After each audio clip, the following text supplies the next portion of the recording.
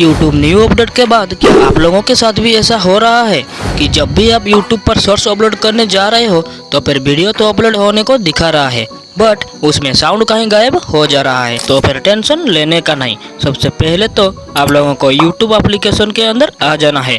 Then ये plus वाला icon पर क्लिक करके आपको अपनी शॉर्ट्स वीडियो को सिलेक्ट कर लेना। देन ये नेक्स्ट पर क्लिक कर देना। उसके बाद डन पर क्लिक करने के बाद कुछ टाइम वीडियो प्रोसेसिंग लेगा। देखो गाइज, प्रोसेसिंग होने के बाद भी यहाँ पर साउंड नहीं आया है। बट उसके बाद जैसे ही आप लोग ये टिक पर क्लिक करोगे उसके बाद शॉर्ट्स वीडियो पर उसका ओरिजिनल ऑडियो आ जाएगा। उसके बाद यहाँ टाइटल वगैरह देकर शॉर्ट्स को अपलोड कर सकते हो।